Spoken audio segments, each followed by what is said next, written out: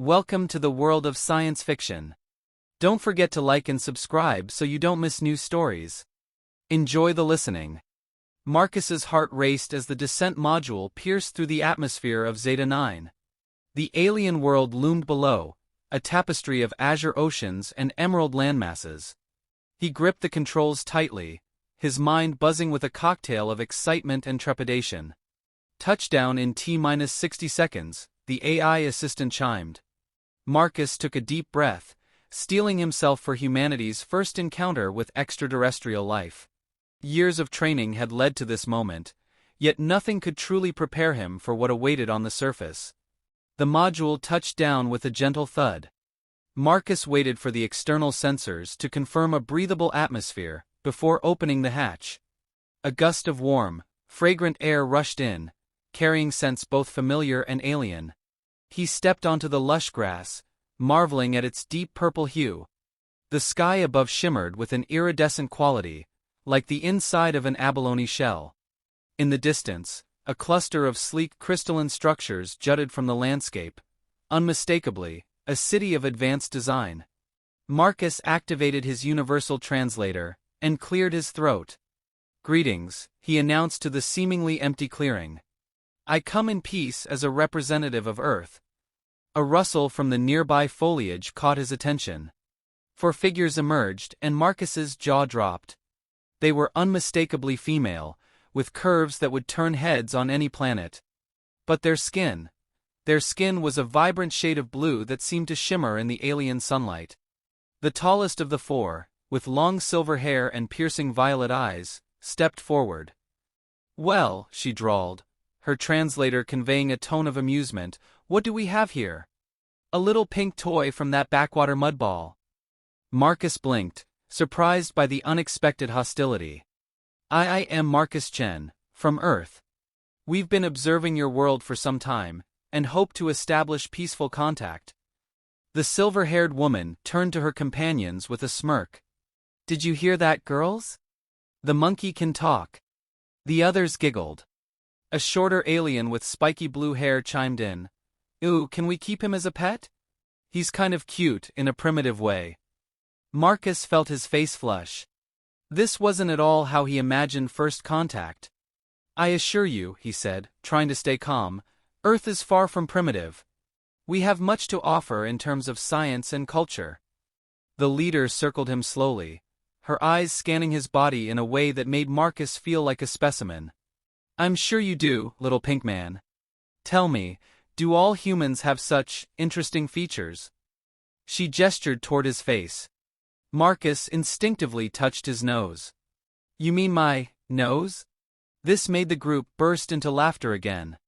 The spiky-haired one nudged her friend, a tall alien with intricate face markings. "Nara, do you think he uses it to smell pheromones?" "How quaint." Nara wrinkled her smooth, almost non-existent nose. "Disgusting. Imagine having to smell things all the time." Marcus took a deep breath, reminding himself of his training. Misunderstandings were to be expected during first contact. He needed to stay focused and create a positive dialogue. "Ladies," he said more formally, "I understand this may be a shock. But rest assured, we humans are a peaceful species. We're here to learn and share knowledge. Perhaps we could start by exchanging information about our worlds." The laughter faded as the leader gave him a more thoughtful look. "Oh, you're a determined little thing, aren't you?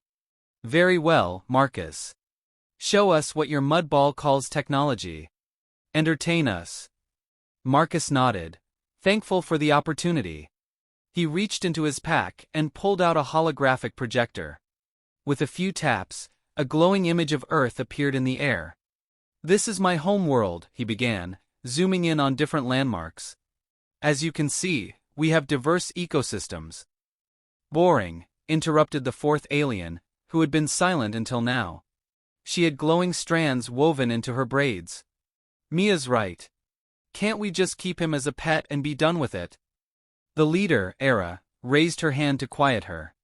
Her eyes narrowed as she studied the hologram. "Wait a moment, Denia. Look at the atmospheric data. It's intriguing." Marcus perked up. "Yes. Earth's atmosphere is quite unique. The balance of nitrogen and oxygen allows for combustion reactions that would be impossible in other atmospheres. Ira's expression changed slightly, a hint of genuine curiosity showing for the first time.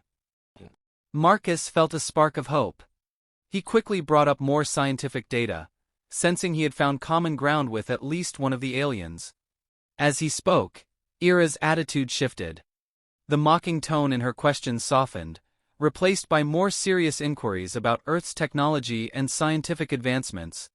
The others, however, quickly grew bored. Nera, are we really going to stand here all day listening to this monkey babble? Mia, the one with spiky hair, complained. Yeah, I thought we were going to have some fun with him. See if he does any tricks, Mia agreed. Marcus's frustration rose. I'm not some sideshow attraction, he said firmly.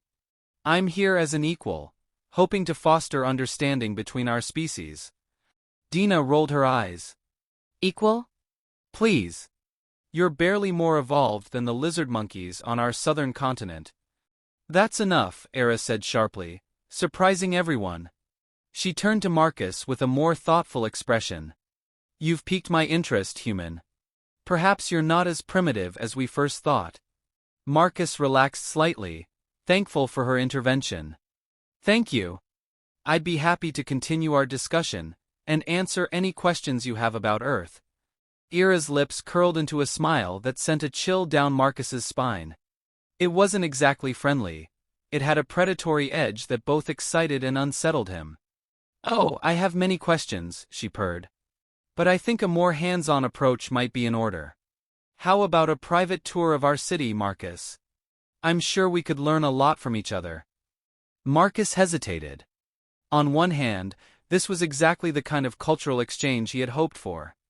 But on the other hand, Ira's tone carried undertones that made him wary. Here's a simplified and corrected version of the paragraph. He couldn't quite figure out if this was a genuine offer of diplomacy, or something else entirely. I would be honored, Marcus said cautiously. But perhaps it would be better if we all went together. I'm sure your friends have valuable insights to offer as well. Era waved a dismissive hand. Oh, they have their own tasks to attend to, don't you, ladies? The other three aliens exchanged knowing glances. Nera spoke up, her voice full of innuendo. Of course, Era. We wouldn't want to interfere with your scientific inquiry. Marcus felt his cheeks burn. There was clearly something going on that he wasn't understanding, but he couldn't afford to miss this opportunity. Very well, he said, straightening up. Lead the way, Era. I look forward to learning about your world. As they walked toward the gleaming city, Marcus couldn't shake the feeling that he was getting into something far more complicated than he'd expected. Ira's occasional sidelong glances filled him with both excitement and apprehension. What exactly had he gotten himself into? The crystalline spires of the alien city loomed closer, their surfaces reflecting the light in mesmerizing patterns. Marcus marveled at the architecture, noticing there were no right angles or straight lines. Everything flowed in smooth, organic curves, as if the buildings had grown naturally from the landscape. Impressive, isn't it? Ira's voice startled him from his thoughts. I suppose it seems quite advanced to someone from your world. Marcus bristled at her condescending tone. It's certainly beautiful, he replied calmly. Though I assure you Earth has its own architectural wonders. We've simply taken different design paths. Era raised an eyebrow, clearly amused. Is that so? Well, I look forward to you educating me on Earth's designs. But first, let me show you true technological mastery. She led him to what seemed like a solid wall of the nearest building. With a graceful wave of her hand, the surface shimmered and parted like water, allowing them to step through. Marcus gasped as they entered a vast atrium. The space seemed to defy physics, with floating platforms and streams of light acting as pathways between different levels. Alien beings of various colors moved about, barely glancing at the strange pink creature in their midst. Welcome to the heart of knowledge, Era said. With a hint of pride, Era said. This is where we store the collective knowledge of our civilization. Marcus's curiosity overcame his earlier nervousness. Fascinating. How do you organize and access so much data? Era smiled, almost genuinely. Eager little thing, aren't you? Come, I'll give you a small demonstration, though I doubt your primitive mind will fully grasp it. She led him to a glowing pedestal and placed her hand on it. Instantly, the air filled with swirling holographic displays. Marcus recognized some of the mathematical equations and scientific notations, though the specifics were beyond his understanding. This, Era explained, is a simplified model of the universe's underlying structure. We've mapped quantum foam down to the Planck scale, allowing us to manipulate reality itself. Marcus's jaw dropped. That's incredible. On Earth, we've barely scratched the surface of quantum mechanics. The possibilities of this technology are mind-blowing. For a moment, Era's smug superiority faded, replaced by genuine surprise at his understanding. You actually understand the basics of this. Maybe there's hope for your species after all. Encouraged, Marcus explained Earth's latest advancements in quantum computing and string theory. As he spoke, he noticed Era's expression softening. The mocking edge was gone, replaced by something that looked almost like respect.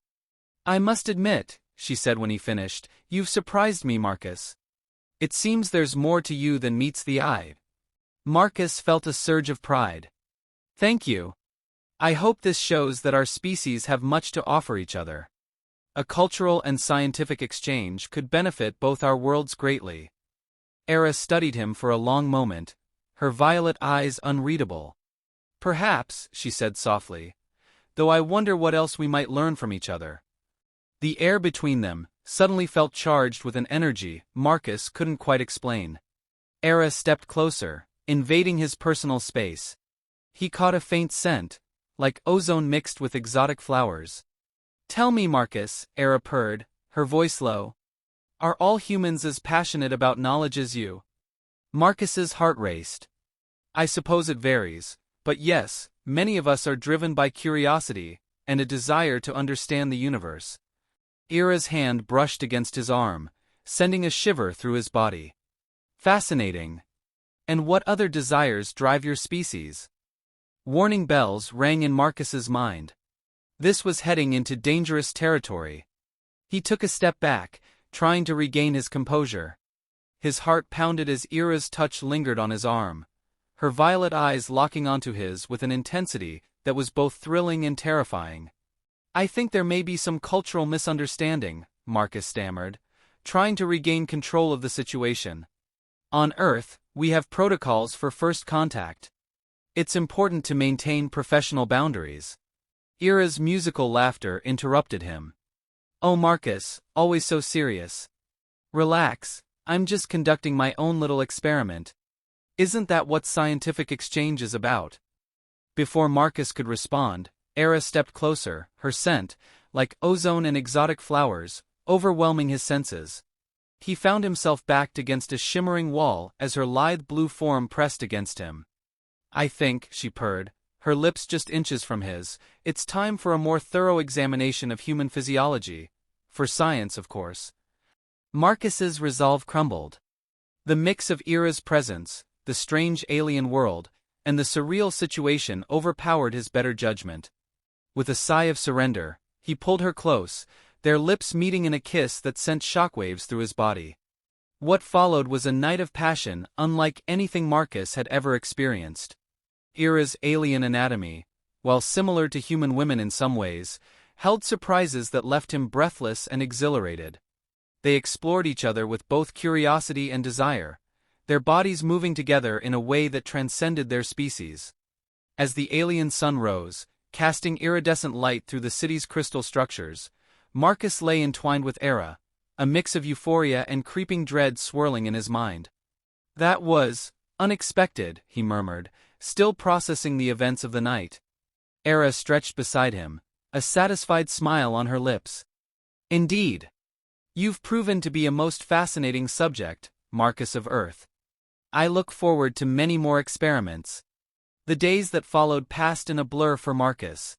He found himself swept up in diplomatic meetings, cultural exchanges, and secret encounters with Era. Despite his initial doubts, he couldn't deny the growing connection between them.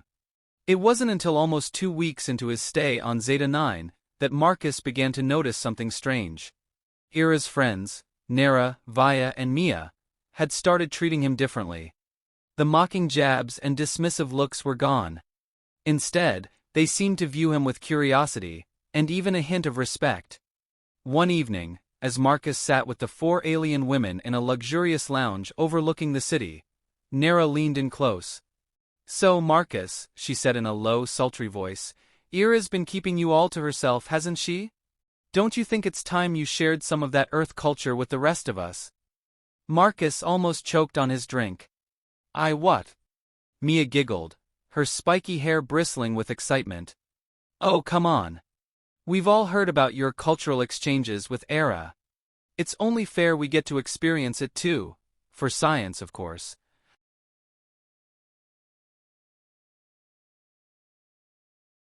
Marcus's resolve crumbled. The mix of Ira's presence, the strange alien world, and the surreal situation overpowered his better judgment. With a sigh of surrender, he pulled her close, their lips meeting in a kiss that sent shockwaves through his body. What followed was a night of passion unlike anything Marcus had ever experienced. Ira's alien anatomy, while similar to human women in some ways, held surprises that left him breathless and exhilarated. They explored each other with both curiosity and desire, their bodies moving together in a way that transcended their species. As the alien sun rose, casting iridescent light through the city's crystal structures, Marcus lay entwined with Era, a mix of euphoria and creeping dread swirling in his mind. "That was unexpected," he murmured, still processing the events of the night. Era stretched beside him, a satisfied smile on her lips. "Indeed. You've proven to be a most fascinating subject, Marcus of Earth. I look forward to many more experiments." The days that followed passed in a blur for Marcus. He found himself swept up in diplomatic meetings, cultural exchanges, and secret encounters with Era. Despite his initial doubts, he couldn't deny the growing connection between them. It wasn't until almost 2 weeks into his stay on Zeta 9 that Marcus began to notice something strange. Ira's friends, Nera, Vaya and Mia, had started treating him differently. The mocking jabs and dismissive looks were gone. Instead, they seemed to view him with curiosity, and even a hint of respect. One evening, as Marcus sat with the 4 alien women in a luxurious lounge overlooking the city, Nera leaned in close. "So, Marcus," she said in a low, sultry voice, "Ira's been keeping you all to herself, hasn't she? Don't you think it's time you shared some of that Earth culture with the rest of us?" Marcus almost choked on his drink. "I what?" Mia giggled, her spiky hair bristling with excitement. "Oh, come on. We've all heard about your cultural exchanges with Era. It's only fair we get to experience it too, for science, of course." Dania nodded, her braided hair swaying. "After all, a proper study needs multiple data points, right?" Marcus's mind raced. He looked to Era for help, but found only amusement in her violet eyes. "Don't look so shocked, Marcus," Era purred. "I told you, we Zetans have a very open approach to scientific inquiry. Besides, I'm curious to see how you handle multiple subjects." What followed was a week of passionate encounters that tested Marcus's stamina and broadened his understanding of interspecies relations. Each of the alien women had her own unique approach to their experiments, leaving Marcus both exhilarated and exhausted. As the days went by, though, Marcus began to feel uneasy. This wasn't why he had come to Zeta 9. He was supposed to be establishing diplomatic relations, not engaging in interstellar affairs. The guilt gnawed at him, even as he struggled to resist the alien women's charms. Everything came to a head nearly a month into his stay. Marcus was in the middle of a formal meeting with Zetan officials when Era burst into the room, her usual composure shattered. "Marcus," she gasped, her blue skin several shades paler than normal, "we need to talk." Excusing himself, Marcus followed Era to a private room, where he found Nera, Dania, and Mia already there, all looking equally shaken. "What's going on?" Marcus asked, a sense of dread settling in his stomach. Era took a deep breath, her violet eyes locking onto his with an intensity that sent a chill down his spine. "Marcus, there's no easy way to say this, so I'll just say it. We're pregnant. All of us." The world seemed to tilt. Marcus staggered, gripping a nearby table for support. That's impossible. We're different species. How could this happen?" Nara stepped forward, her usual playful attitude replaced with seriousness. "It seems human and Zetan biology are more compatible than we ever imagined. Our scientists are baffled. But the evidence is undeniable. We're carrying hybrid offspring," Denaya added, her hand resting protectively over her stomach. "The first of their kind in the known universe." Marcus's mind raced, trying to process the implications of this revelation. His actions hadn't just affected him or the 4 women. This had the potential to change the course of 2 civilizations. What do we do now?" he asked, his voice barely above a whisper. Mia let out a nervous laugh. "Well, I guess that depends on you, doesn't it? Are you ready to be a father 4 times over?" As the gravity of the situation settled over him, Marcus realized that his mission of peaceful first contact had just become infinitely more complicated. The future of Earth-Zetan relations now rested not just on diplomatic negotiations, but on the unborn children growing within these 4 alien women. Taking a deep breath, Marcus straightened his shoulders. Whatever came next, one thing was certain: nothing would ever be the same again. The news of the unprecedented pregnancies spread through Zeta 9 like wildfire, igniting a storm of controversy that threatened to undo everything Marcus had worked for. He stood before the Zetan High Council, their alien faces a mixture of shock, curiosity, and barely concealed outrage. "Human." The chief counselor's voice boomed, his translator struggling to capture the depth of his emotion. "Do you understand the gravity of what you've done?" Marcus swallowed hard, keenly aware of the 4 blue-skinned women standing behind him. "Counselor, I assure you this was not my intention. We had no idea our species were compatible in this way." Era stepped forward, her usual confidence softened by a newfound vulnerability. "Honored Council, I take full responsibility for initiating this experiment. The human cannot be held solely accountable." A murmur rippled through the crowd. Marcus shot Era a grateful look, surprised by her sudden defense. The chief counselor's eyes narrowed. "Regardless of intention, the fact remains that we now face an unprecedented situation. These hybrid offspring could pose a threat to the very fabric of our society." Or, another counselor interjected, her voice tinged with excitement, "they could represent the next step in our evolution. Think of the potential." The chamber erupted into heated debate. Marcus's head spun as he tried to follow the rapid-fire alien dialogue, catching phrases like genetic contamination and evolutionary breakthrough. Voices were thrown around with increasing fervor. Suddenly, a commotion at the back of the chamber caught everyone's attention. A group of Zons in elaborate robes pushed their way forward, led by a tall figure with undulating head tentacles. "Heretics!" the leader shouted, pointing an accusing finger at Marcus and the 4 women. "This abomination goes against all our sacred teachings. The prophecies speak of such a contamination. It will bring nothing but ruin." Another faction surged forward, dressed sharply in what Marcus assumed were the attire of scientists or academics. "Nonsense," their spokesperson countered. "This is an unprecedented opportunity for genetic advancement. We cannot let superstition stand in the way of progress." The chamber descended into chaos. Marcus felt a hand on his arm and turned to see Nara, her eyes wide with fear. "Marcus," she whispered, "I don't think it's safe for us here anymore." He nodded grimly, scanning the room for potential exits. But before they could move, the chief counselor's voice cut through the din. "This situation requires careful consideration," he roared, the force of his command reverberating through the chamber. "Until we can determine the full implications of these pregnancies, the human and the affected females will be placed under protective custody." Marcus's heart sank. "Protective custody? You mean imprisonment?" The chief counselor's alien features twisted into what might have been a sympathetic expression. Think of it as a precautionary measure for your own safety as well as ours. As they were led away by guards, Marcus caught Ira's eye. The look they shared spoke volumes. Whatever came next, they were in this together.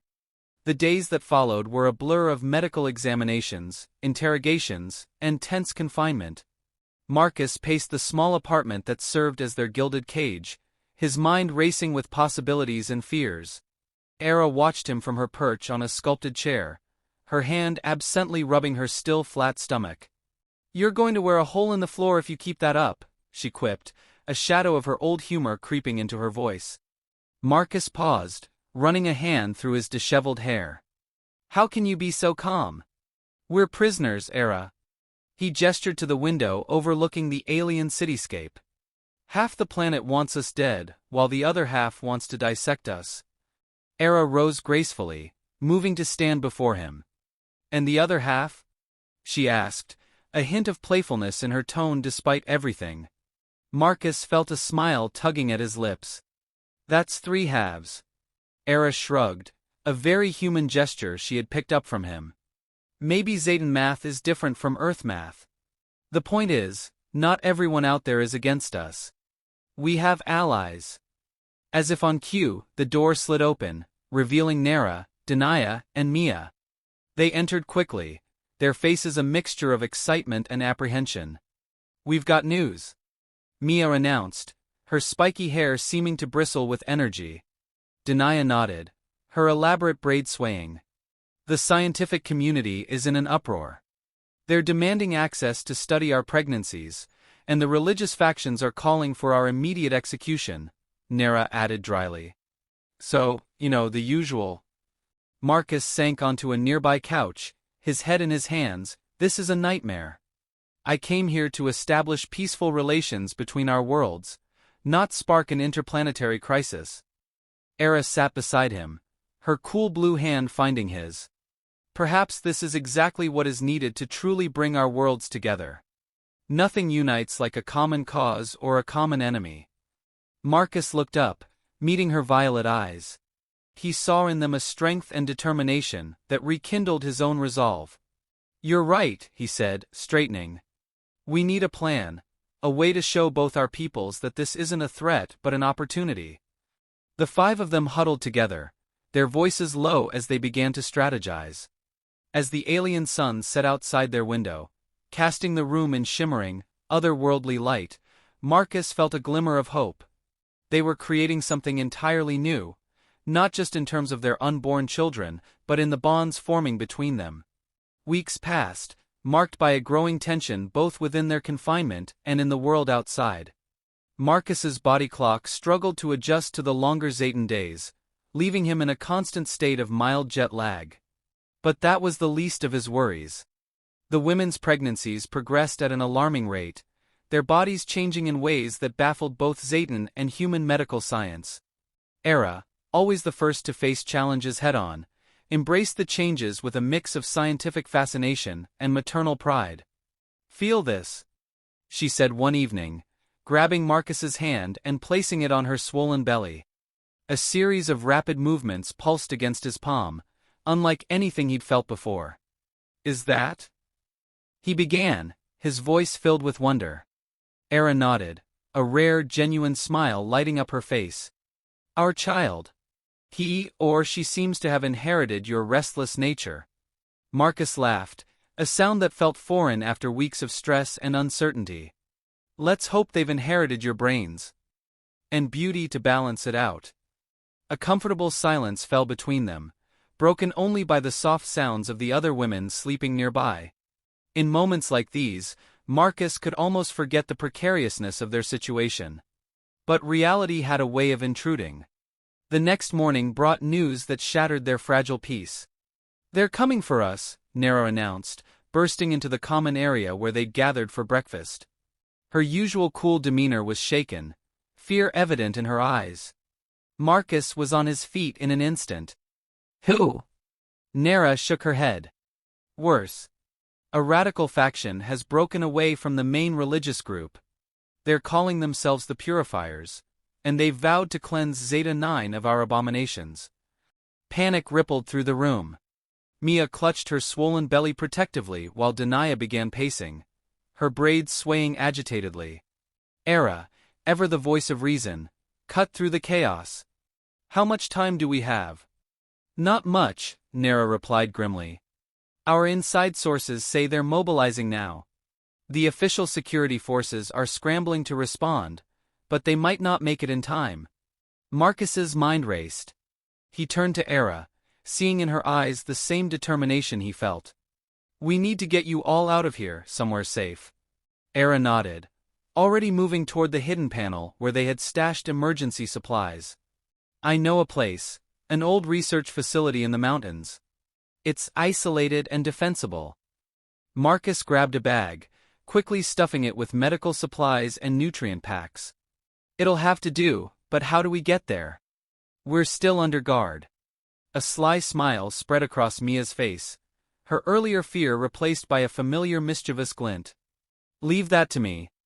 I didn't spend my youth sneaking out of the education centers without learning a few tricks. What followed was a daring escape that would have made any action hero proud. Mia's tricks turned out to involve a combination of hacked security systems and improvised smoke bombs, and a stolen hover vehicle that none of them really knew how to pilot. As they sped away from the city, alarms blaring in the distance, Marcus couldn't help but laugh at the absurdity of it all. Here he was, a diplomat turned fugitive, fleeing across an alien landscape with 4 pregnant women, who, just months ago, had looked at him like he was some sort of inferior species. What's so funny? Era shouted over the wind, her hair whipping wildly as she clung to the vehicle's controls. Marcus shook his head, grinning despite the danger. Just thinking about how I'm going to explain all this in my mission report. Era's laughter joined his, a moment of lightness in the chaos. But their mirth was short-lived as a series of sleek, ominous-looking crafts appeared on the horizon behind them, gaining rapidly. The purifiers. Nera gasped, her face pale. They found us. Marcus's mind raced, assessing their options. The mountain facility was still hours away, and their stolen vehicle was no match for the pursuers' speed. There! Denia shouted, pointing to a narrow canyon cutting through the rocky landscape ahead. We can lose them in there. Era nodded grimly, steering the hover vehicle toward the treacherous passage. Hold on tight, everyone. This is going to get bumpy. As they plunged into the canyon, laser fire from the pursuing craft sizzled past them.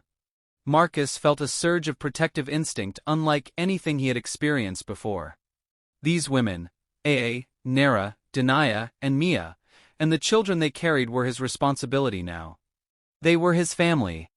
With grim determination, he turned to face their pursuers, improvising a weapon from the vehicle's spare parts. He might not be a soldier, but he'd be damned if he let anyone harm his newfound loved ones. The chase that ensued would be talked about for generations on Zeta-9, a lone rickety hover vehicle carrying the most controversial passengers in planetary history, outmaneuvering sleek military crafts through twisting canyons and treacherous terrain. As laser blasts lit up the alien sky and the wind howled around them, Marcus realized that his mission of peaceful first contact had evolved into something far more personal and profound. Whatever the outcome, he knew his life and the future of both Earth and Zeta-9 would never be the same. The canyon walls blurred past as Era piloted their battered hover vehicle, with a skill that belied her lack of experience. Marcus clung to the makeshift weapon he'd cobbled together, his eyes darting between the treacherous path ahead and the pursuing purifier crafts. We can't keep this up forever.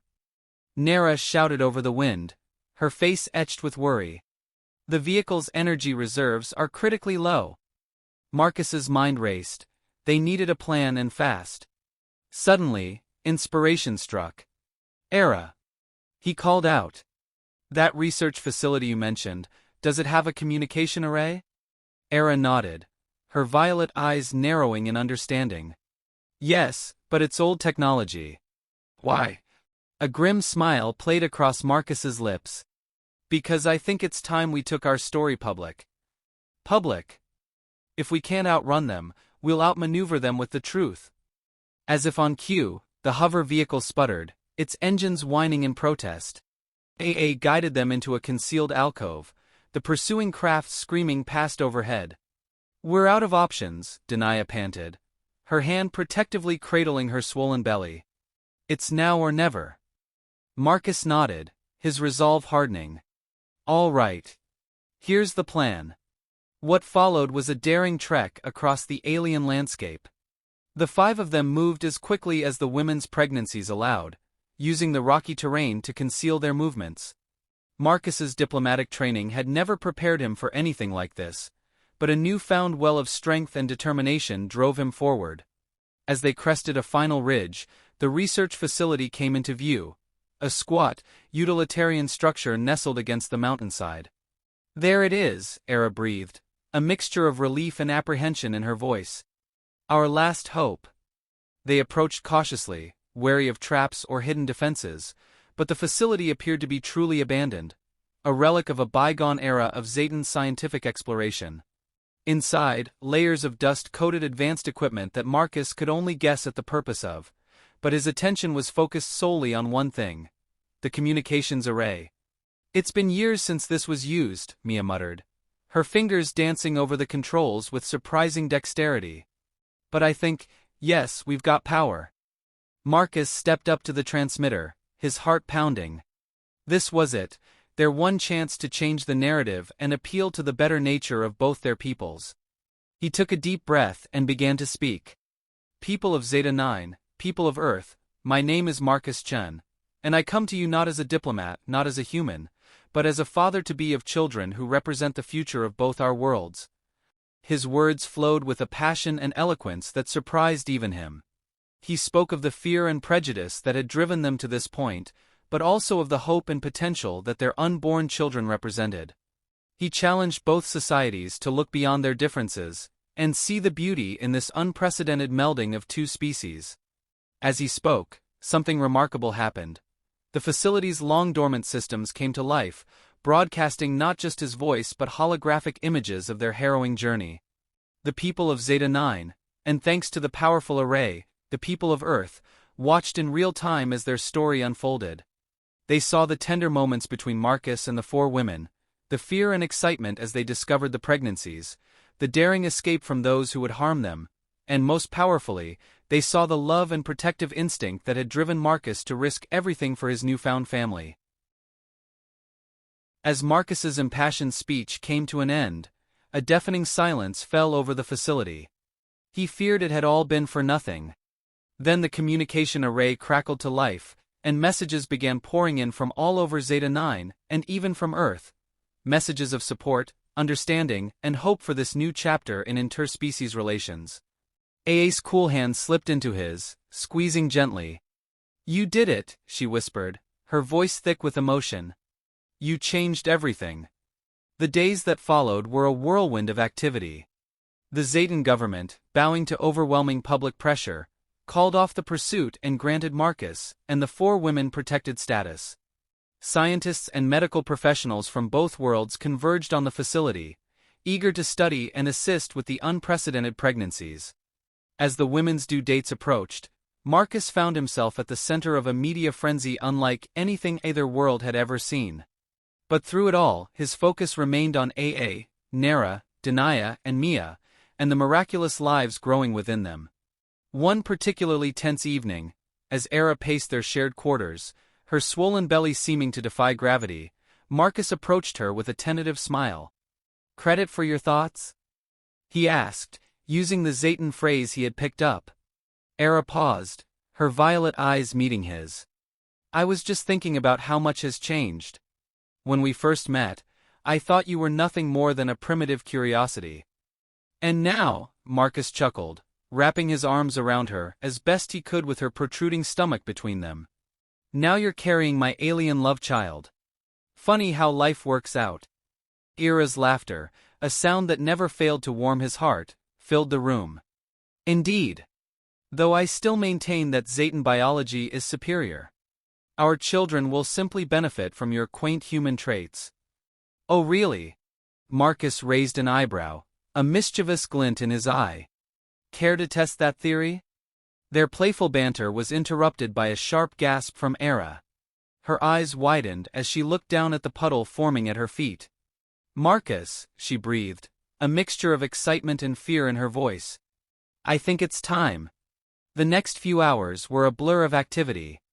Medical teams rushed to prepare for the first-ever birth of a human-Zayton hybrid. Marcus found himself shuttling between AA's side and checking on the other women, all of whom had gone into labor within hours of each other. As the first cries of new life filled the air, Marcus felt a surge of emotion unlike anything he'd ever experienced. He looked down at the tiny being in AA's arms, unmistakably alien with its blue-tinged skin, yet with eyes that were undeniably his own. "She's perfect," Era whispered, her usual composure cracking as tears of joy streamed down her face. Marcus could only nod, too overwhelmed to speak. One by one, the other women gave birth, each child a unique blend of human and Zayton features. As he held his daughter, their daughter, Marcus marveled at the miracle they had created. The news of the successful births spread across both worlds like wildfire. What had once been seen as a potential threat was now hailed as a new dawn for both species. The children became symbols of hope, of the potential for harmony between different peoples. Months passed, and the day of the official presentation ceremony arrived. Marcus stood on a stage before a sea of faces, both blue-skinned Zayton and human. A delegation from Earth, AA, Nera, Denaya, and Mia, stood beside him, each cradling their precious bundles. As Marcus stepped up to the podium, he felt the weight of two worlds on his shoulders. But as he looked out at the expectant faces, he also felt a surge of hope for the future. "Friends, colleagues, fellow beings of this vast universe," he began, his voice strong and clear. "Today we stand at the threshold of a new era. These children represent not just the union of two species, but the infinite potential that lies in embracing our differences." His speech, broadcast to billions across both worlds, spoke of the challenges they had faced and overcome. He talked about the fear and prejudice that had nearly torn them apart, but also of the love and understanding that had ultimately prevailed. As he concluded, Marcus gestured to the four women and their children. "Let these little ones be a reminder to us all that the universe is vast and full of wonders, and that our greatest strength lies in our diversity." The applause was thunderous, a standing ovation that seemed to shake the very foundation of the building. As Marcus stepped back, Era moved forward, their daughter cradled in her arms. "People of Zeta 9, people of Earth," she said, her voice carrying the authority she had always possessed but now tempered with a new warmth. "We offer you our children as a bridge between our worlds.